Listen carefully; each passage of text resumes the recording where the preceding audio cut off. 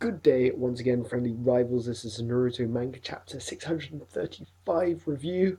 I don't know the title of the chapter, so I'm going to call it the average setup general Kishimoto chapter. It was one of those, it's kind of like a between chapter that we just need to get through to get to the cool stuff. Not to say that there weren't cool stuff. There was one thing in particular that I'm really interested in that maybe people didn't pick up on. But overall, it was kind of average. There were a couple of things in this chapter that I also didn't really like. So I'll start off with the negatives and then end on a high. Yeah. Um, so stuff I didn't like. I didn't like the stuff with Tsunade. I mean, obviously she was gonna come back to life. I mean, Kishimoto just can't kill her off. This is like the second time that she's basically, been dead. She definitely should have died. Um, and yeah, she doesn't, because that's, I call bullshit on that. It's totally really annoying. The Kages are back as well, and they're all fit to fight. I don't like that at all. I think that's stupid, and it's not like we need any more characters on the bloody battlefield. We've got like every bloody person who's alive, like basically there.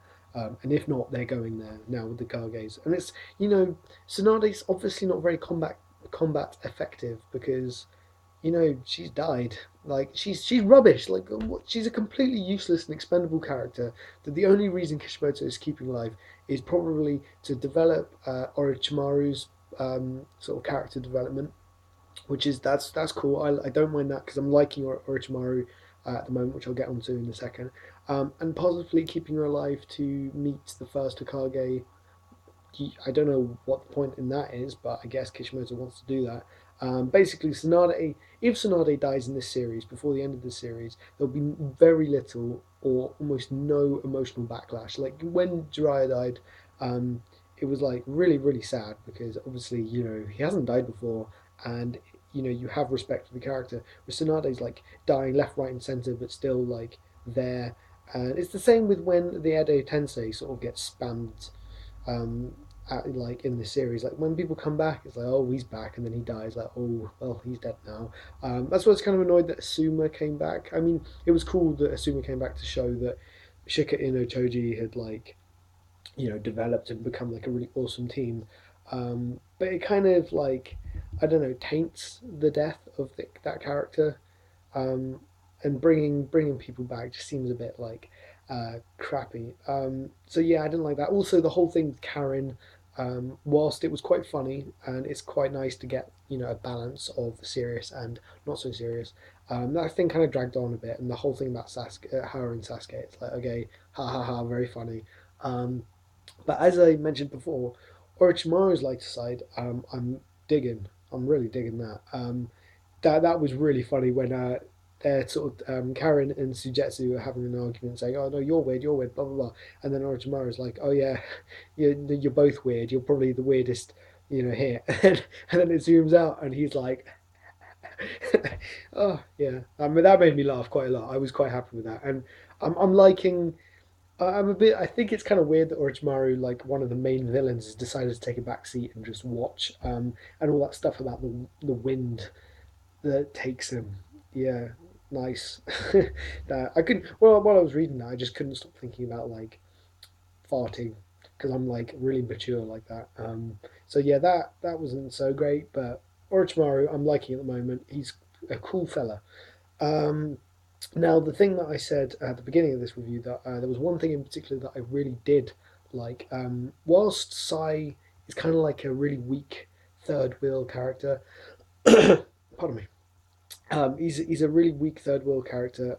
He and Shikamaru have like picked up on something that makes it a lot more interesting. This scenario, it's quite complicated as I think cat the slug. I think she said it was complicated, but basically it's the fact that Sasuke says like, "Oh, burn it all down." So he's obviously like screwed up in his little head. He's got something, not quite right there because yeah, that's kind of messed up.